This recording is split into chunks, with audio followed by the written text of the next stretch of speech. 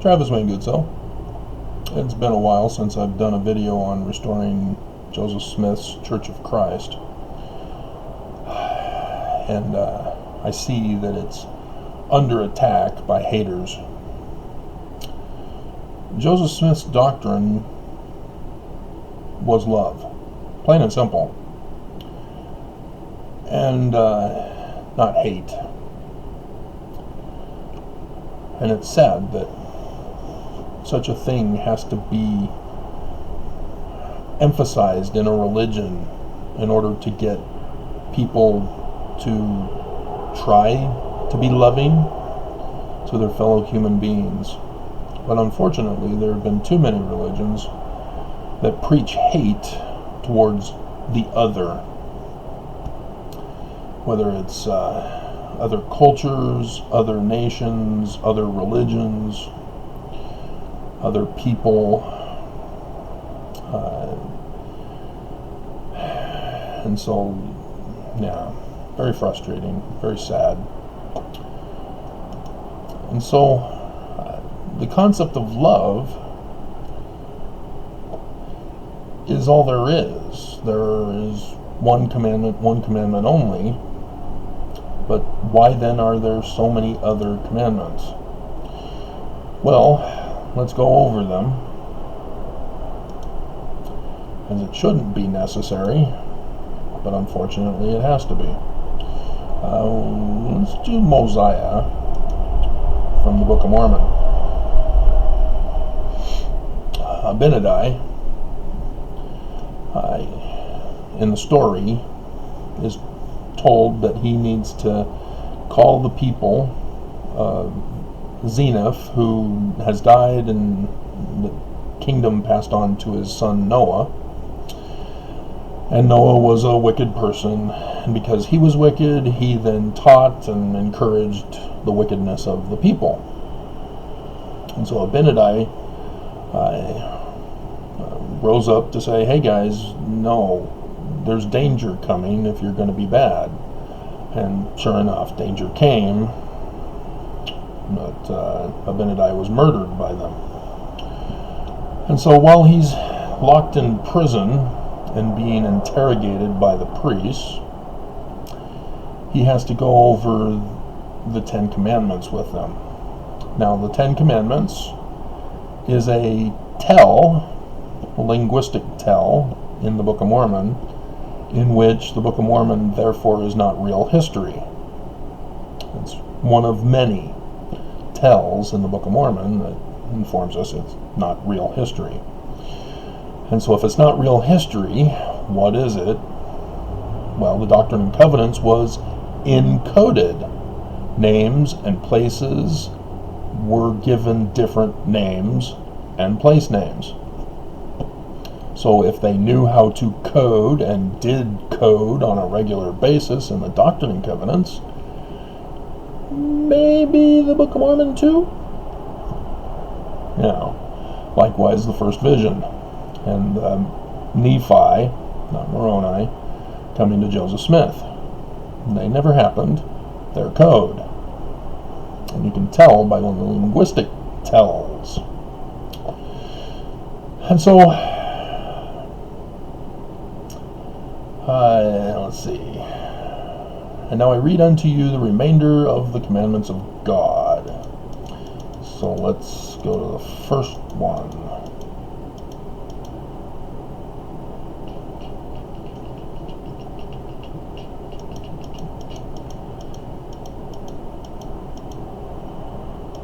It looks like it's in a previous one. So anyway, let's go to where he continues on.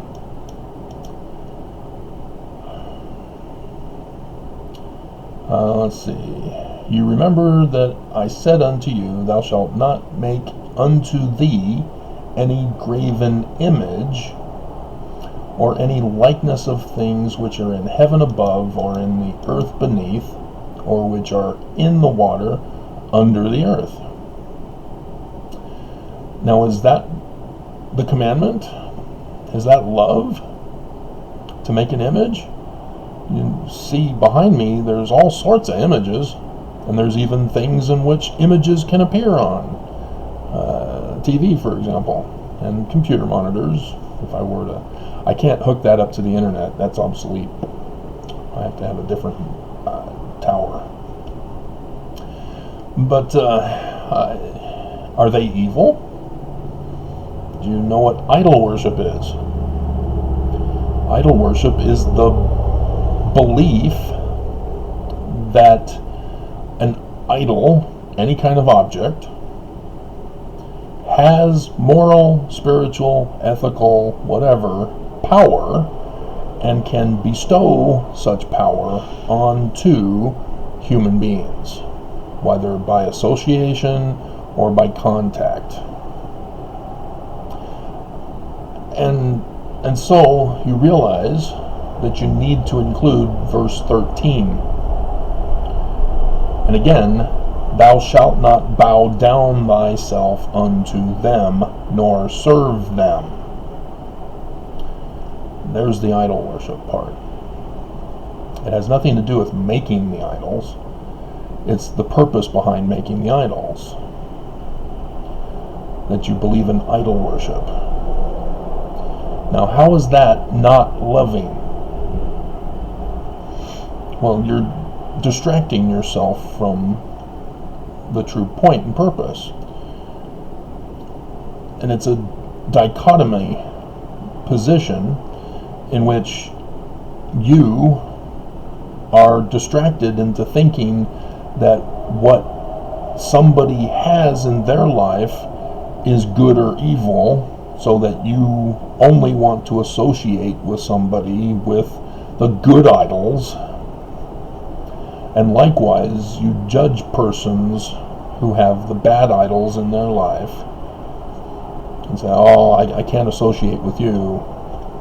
You've got a picture of the Mormon temple.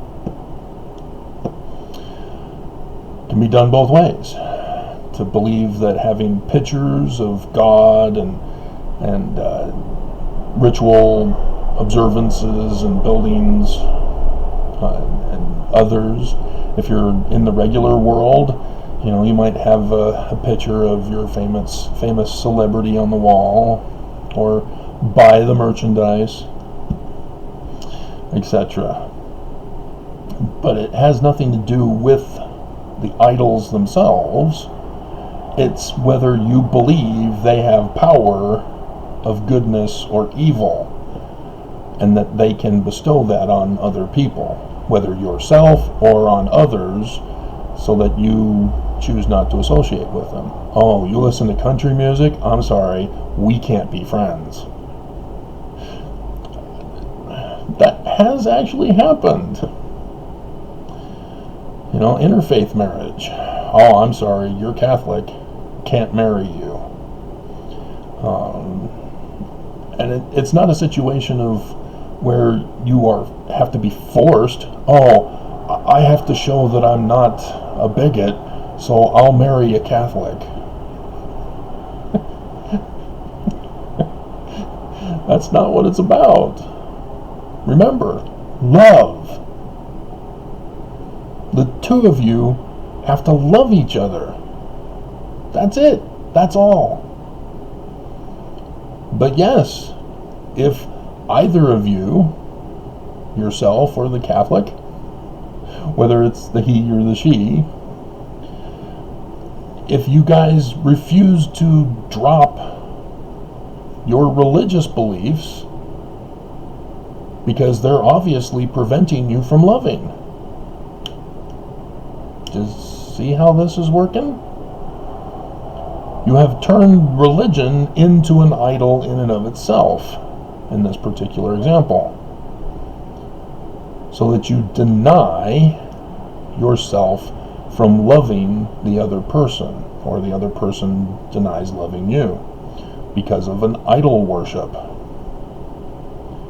The church becomes an idol and hinders you from love. We're all human. If something interferes to prevent us from loving another person, we become the bad people. We are full of hate. We are not demonstrating love. And so friendship even. I can't be friends with you. You're one of them. Whatever them you want to put in there as the noun. You've created an idol, whether it's a creed, nationality, race, religion, ethnicity, political party, etc. A music listener of a certain genre. If that keeps you from loving someone, it's an idol. And you need to recognize that and dismiss it. But if somebody likes to listen to country music and they're willing to love you, are you going to deny love with them merely because they're listening to country? I mean, haven't you heard? All you have to do is play country music backwards and it all of a sudden becomes positive and happy. You get everything back.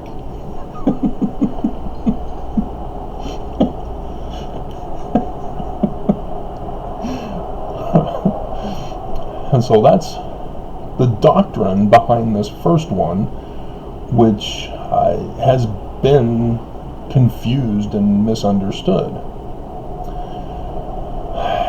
As the Bible does talk about staying away from those of other cultures and other religions. Love is interfering, or hate is interfering with love. And that's idol worship. Alright, thou shalt not take the Lord thy God, the name of the Lord thy God in vain. Well, why are you saying the name of God? No, vain is empty, without meaning. And so what's the point of saying the name of God? It has nothing to do with profanity in this case, but it has been turned into such. And as long as you use the correct words in the correct context in the message you're trying to communicate, there are other words that our society has deemed idol worshipping, of which we cannot say. Even YouTube uses religion to justify censoring and banning videos, which is unfortunate. Remember the Sabbath day to keep it holy. Here's the tell. The Babylonians created the Sabbath day.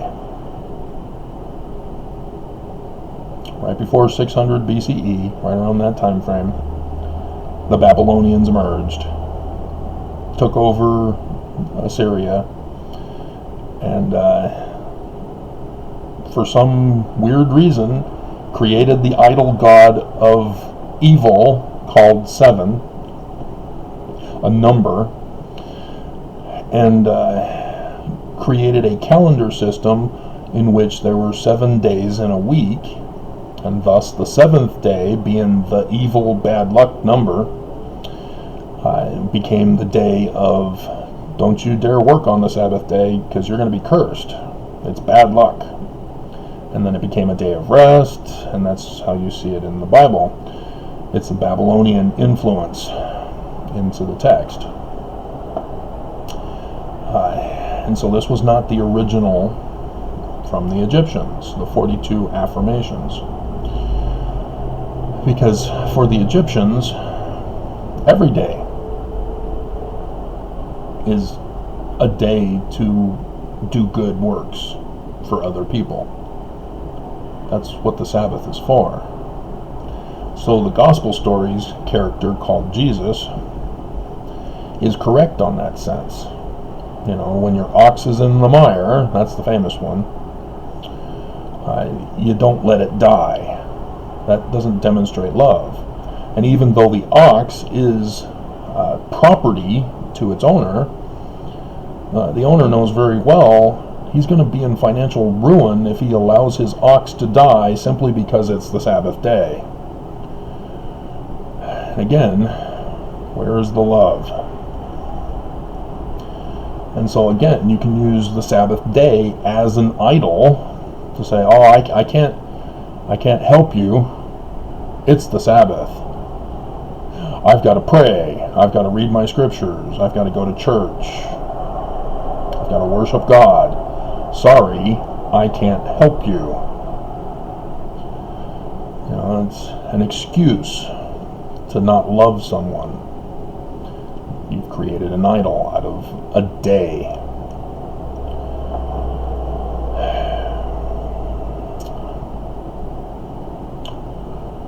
So it goes on for several verses. Then we have, honor thy father and thy mother, that thy days may be long in the land which the Lord thy God hath given thee. And there's been some people who said, well, maybe it's just honor thy father and thy mother, and that thy days may be long upon the land in which the Lord thy God hath given thee, thou shalt not murder. Obviously, it's interesting how that can be put into either, but I can assure you, Paleo-Hebrew did not start sentences with, that thy days may be long in the land which the Lord thy God hath given thee, thou shalt not kill. And so, again, you're looking at a Roman period time frame. So there are other linguistic tells of manners of speech that were not in existence prior to the Roman period time. But honoring your father and thy mother. Well, what if they beat you and abused you and... yeah, no. Again, love. Love is the focus. Love is the interpretation. Anything else other than love is wrong. It's the wrong interpretation. You're creating an idol you now hate. And so you do not love those who want to murder you. You do not love those who seek to destroy you. To love, in those circumstances, you have to report them to authorities so that they are held accountable for their crimes. They're the ones who are hating, and you have to defend yourself against that. You cannot blindly love somebody. That's not love. You can't just say, well, I have to stay with my abusive husband because a divorce is bad. Your husband shouldn't be abusing you to put you in that position. You are now on the defensive. Your parents should not abuse you. That puts you on the defensive.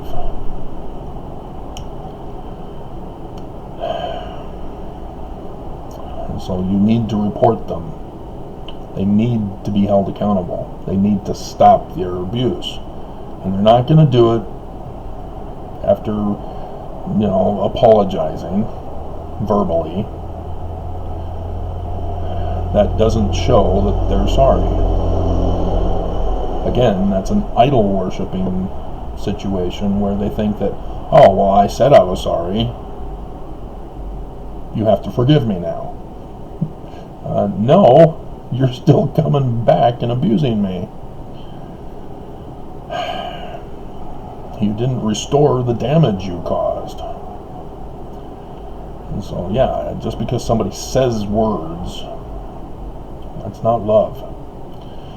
And do you understand that? Just because someone says they love you, just because someone forces you to say you love them, doesn't mean they actually love you. Doesn't mean you actually love them if you have to take away their agency for them to say they love you. That is not love.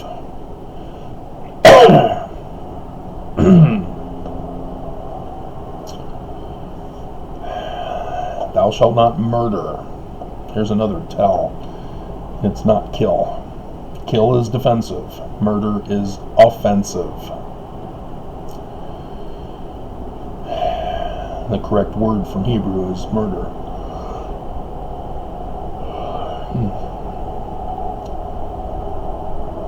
And so, yeah, if you are the offender in murder, you're not demonstrating love. If you attack somebody, if you destroy their life, if you tamper with their computer, or put a thumbs down on somebody's video, that's not love. I know YouTube allows it. That's not love either. There's too much hate in this world, and nobody's wanting to love. The floodgates of hate have been opened, and everybody's walking through, and that's sad. So here's one that's combined together. They should be separated. Thou shalt not commit adultery. Adultery is the word for pollute or corrupt. In this particular context, it's understood as sexual corruption or pollution. And it's not sex. Sex is not polluting or corrupting. The very first commandment is to have sex. And so you need to understand the culture of the time period. Women were property. As property, they had no rights. The clock has the sunlight, so I can't tell if it's blurred or not. Yeah. And as property, the children from that wife are also the man's property. So if the woman were to have sex and thus a child from another man, she's committed adultery. She has polluted and corrupted herself. Now the husband has to take care of somebody else's children.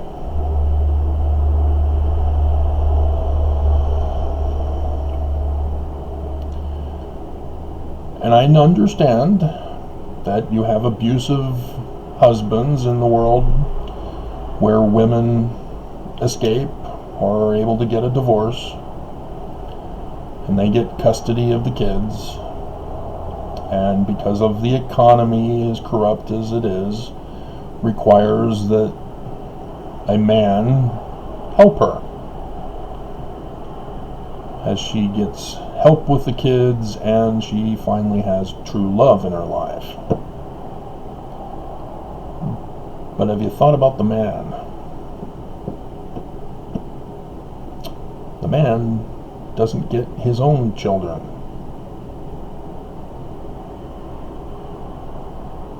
Is it really love if you're just marrying for sex? If you're just marrying for economic purposes? What is love in a marriage? I mean, obviously, if you're having sex with others, you don't love your wife or your husband. Why did you even bother to get married? And at the same time, if you're being abused by your spouse, they don't love you, and so you naturally seek love from someone else. And that's the whole problem, is hate. Hate destroys. If couples could learn to love and not allow idol worship to destroy their relationships, their love for each other. This is where interfaith relationships destroy marriages. This is where cultural relationships destroy marriages. This is where simply being man and woman destroys marriages. Because you cannot assume that your spouse is going to think and believe as you do. As women, you need to understand men don't think like you. And that's not bad. Again, don't turn men into an idol to fear and condemn and judge. Likewise for men. They cannot turn women into an idol to fear and judge. If a woman wants to watch chick flicks, that's not bad. But you can't force her to watch the Die Hard Christmas movie if she doesn't understand how awesome it is.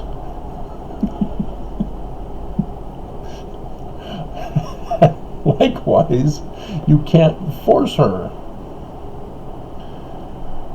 And you can't condemn her. None of that. You have to love. And likewise, the woman can't say, I'm sorry, you will not watch Die Hard while you're in our marriage. You have to watch chick flicks. We need to have me time. You married me, so now you have to cater to my needs and my love. Your life needs to change for me. That's selfishness. The two of you are supposed to love and create a new life together. Don't let your previous being raised in a family life create an idol that will destroy future relationships. It doesn't matter if the drapes don't match the couch. If you don't have the money for that. Don't think that just because you're moving into his apartment that you have to change things. Now, yes, there are some biological necessities that need to be accommodated for. And so, yes, the guy may have to consider the needs of his partner and put the toilet seat down, for example. If you've ever sat on a toilet with the toilet seat up, which I have done, it's not very cool to get sunk into the toilet. Ah! And imagine a woman with a smaller frame than mine.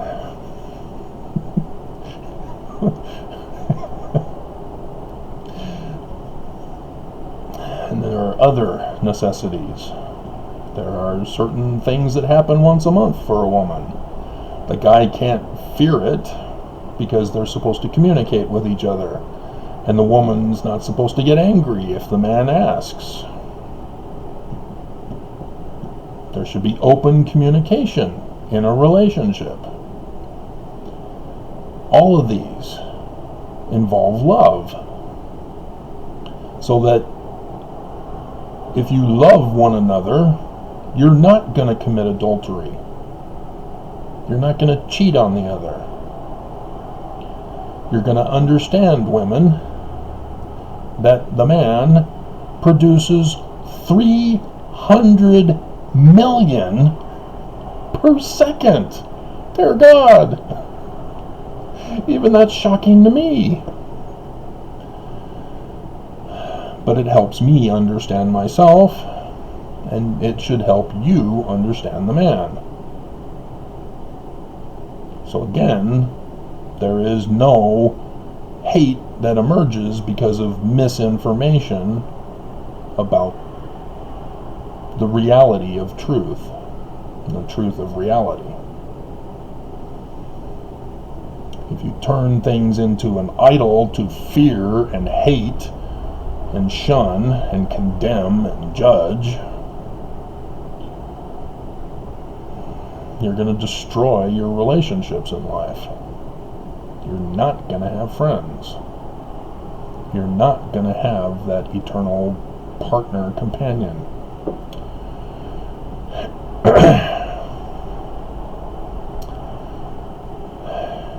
And so, yeah, you were taught things growing up in your family. You were taught things in your community. You were taught things in your nation. You were taught things in your religion. But don't let those take you away from loving someone. The type of music you listen to, the type of movies you watch, don't let them cause you to hate people and to seek to destroy their lives simply because they don't do and believe as you do.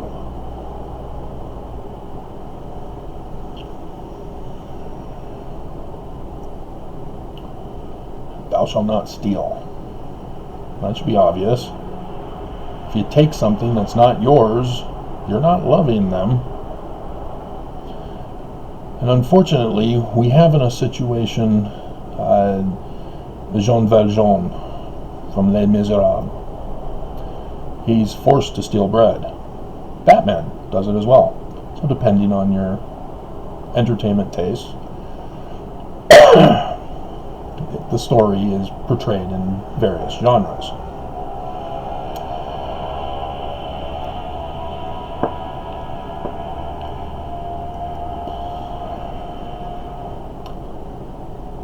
It's in the 30s, and it's almost up to 70s here in this room.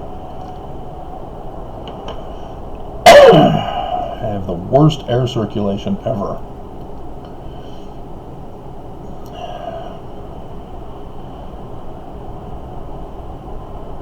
The situation portrayed in those instances is that the economy is corrupted and forces people to survive. And as Thomas More's Utopia, which, again, if you aren't into classical literature, you may be more into entertainment. I refer you to Drew Barrymore's Ever After.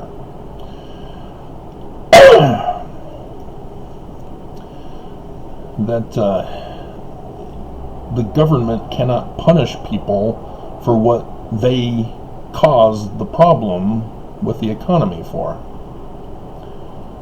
If the government refuses to regulate the economy, they're going to cause people to survive, and that requires them to steal. And so the government refuses to love, as the economy, the business owners, refuse to love, as they're all in it for money. They make money their god, so that they hate human beings. And as a result, human beings, in order to survive, have no choice but to steal.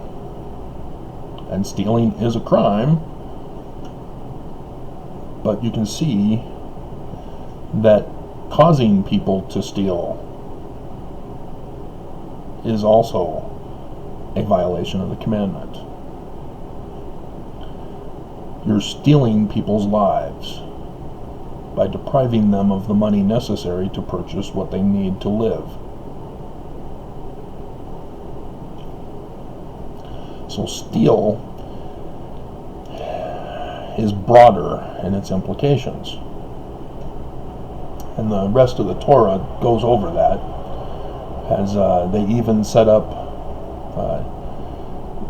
a situation where any fruit that falls from the tree is fair game for the homeless and the poor. But the poor can't touch anything that's still attached to the tree. Thou shalt not bear false witness against thy neighbor. This is making a false accusation. Lying. You're not loving them if you lie about them. And in a court of law, especially, you're destroying that person's life by lying about them. It's slander. It's the other one, libel in print. if you're not going to tell the truth, you don't love them, and you then also turn other people against this person if they believe you. If you go out on social media and say so-and-so raped me when he wasn't even near you, you know, the Smollett case, for example, he was brought up in the news just the other day. He purposely paid people to stage him getting beat up by them so that he can claim that he was a victim of abuse for him being gay. It got exposed, and he was found out to have been a false witness against himself.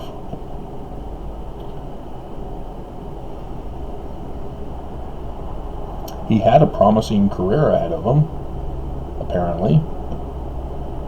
He was on a show that was being watched by a lot of people. I don't know if he was wanting more attention. He went about it the wrong way. I don't know if he was trying to get more support for the LGBTQIAPO plus community. He went about it the wrong way. Again, he turned it into an idol worshiping. That's what you do when you create these groups, when you create identities. You run the risk of turning it into an idol. So that if you're not with them, you're against them. We're all humans. The laws have to be kept general so that they apply equally to everyone. Not equal but separate, equal and united.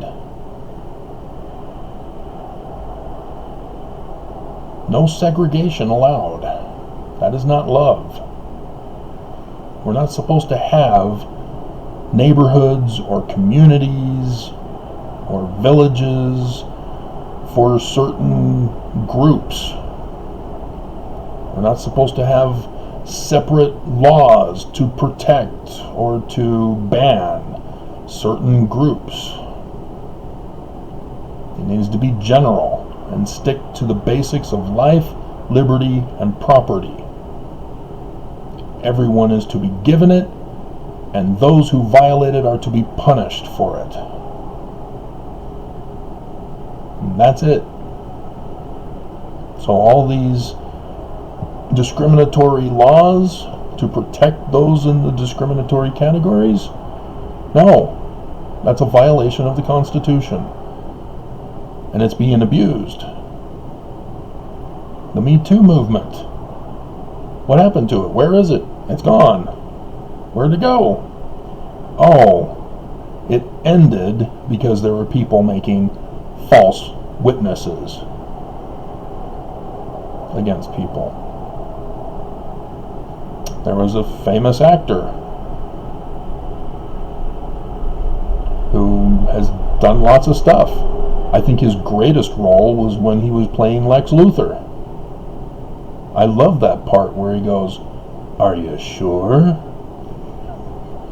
to Lois Lane regarding her child. I love that scene. And then all of a sudden, he's being accused.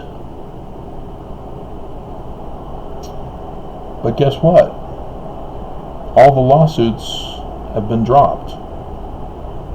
He's not been convicted for anything.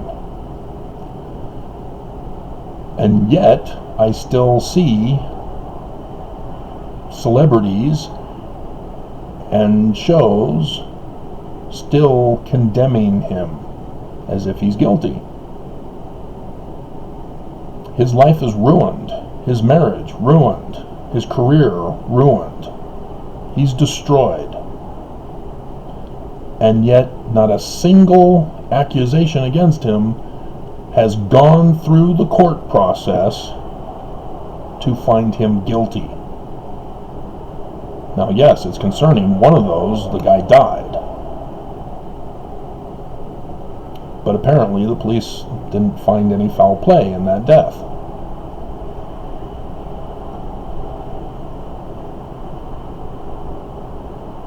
So are we to be a nation where you are innocent until proven guilty, or do you have to prove your innocence because somebody makes an accusation? Well, our nation has made it the latter. We have to prove our innocence in this nation now. We are no longer innocent until proven guilty. Unless you're filthy rich and have a whole team of lawyers. Oh, I found this glove. It doesn't fit him. You have to acquit. And then he goes and writes a book. If I did it, I would have done it this way. Apparently he's off probation now for his other crime that he was sent to prison for.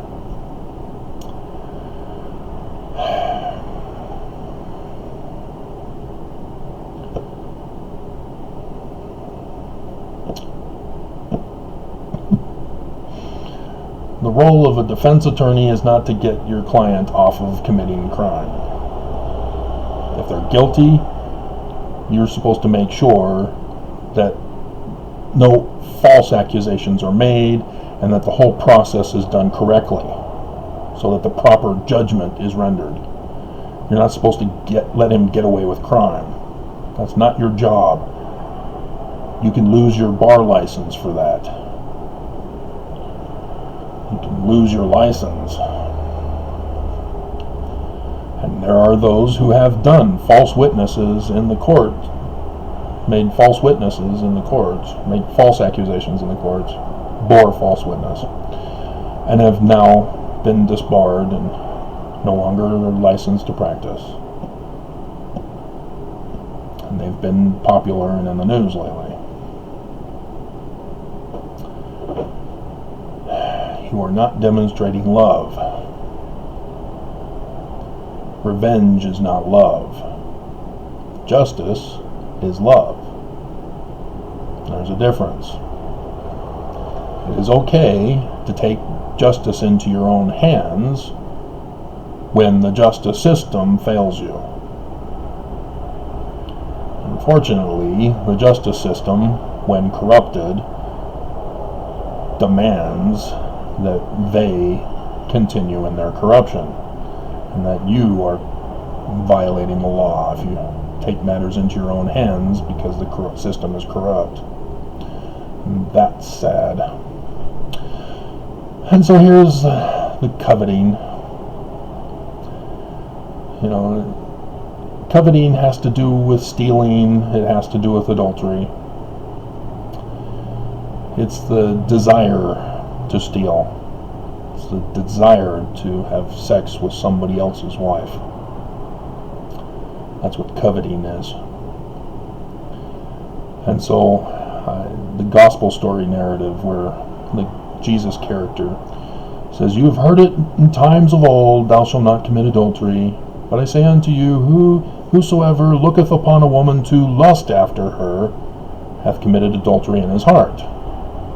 Well, that's all he's doing, is saying, thou shalt not covet thy neighbor's wife in that instance.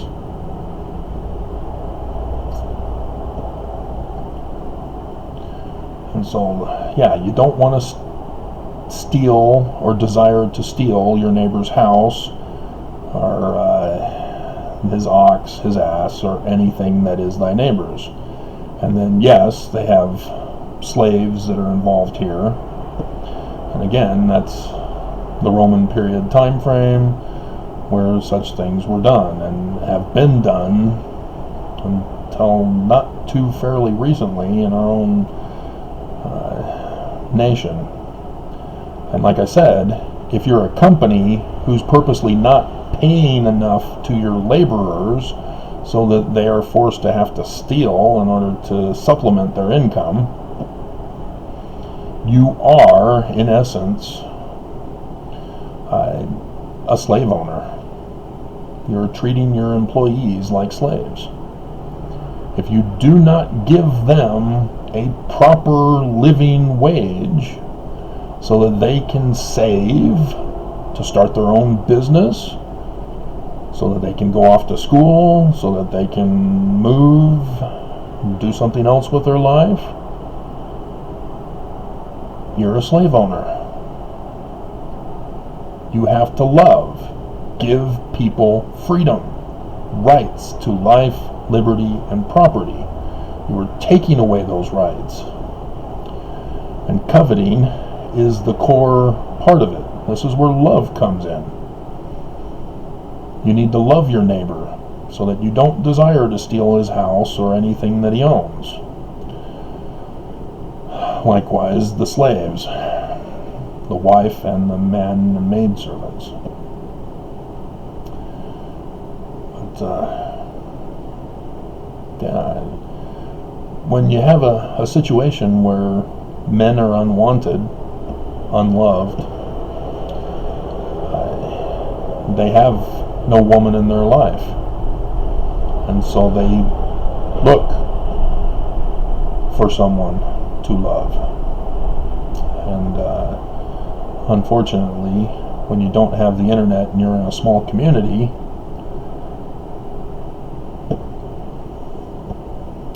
sometimes the married woman becomes the unfortunate option in those situations. And that's not love. So, you can see in the Bible stories about how polygamy was employed. And it's not because of a lack of women, but a lack of women within the religion. And didn't want to do that. Oops.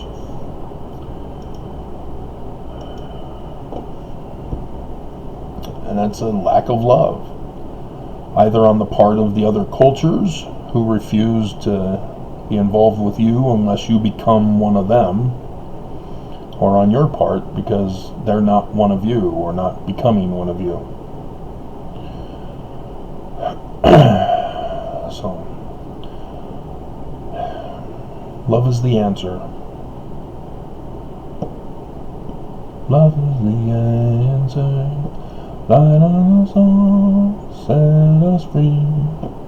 Love is the answer. Beautiful song. So I hope that helps explain what the actual doctrine is,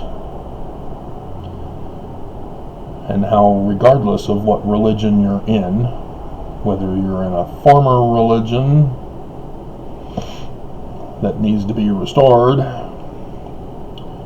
or anything else, even not religious. This is a doctrinal concept that is universal. It has no religious basing behind it. This is just human decency, proper human treatment of others. And there are those who go to extremes who say that we must love animals more than humans, or love plants more than humans. And they go to extremes. They say, oh, well, we can't eat animals because animals are living things and we need to allow them to live. And they need to populate so that they dominate over man and the survival of the fittest. Again, that's not love either. We are human. We have to eat just like animals have to eat. It is not bad. It is not evil. Again, people are trying to force people to do their will. And then you can just say, oh, okay, so because animals are a living thing, we shouldn't eat them. Well, plants are a living thing. I guess we shouldn't eat plants either. Take that, vegans.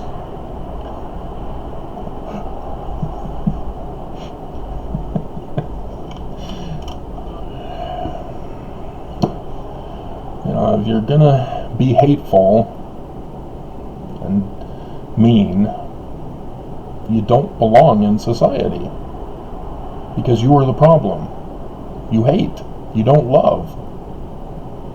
People want to love you, but you won't let us.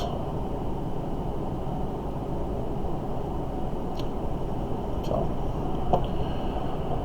I don't know if you've heard, the church hates me. They've followed through with their death threats. And I don't have much longer. It's in January sometime, maybe February. I'll lose certain property before then, depending. Because apparently nobody's wanting to step in to do their job to save me. And so I'll do videos when I'm inspired until I'm no longer able to. But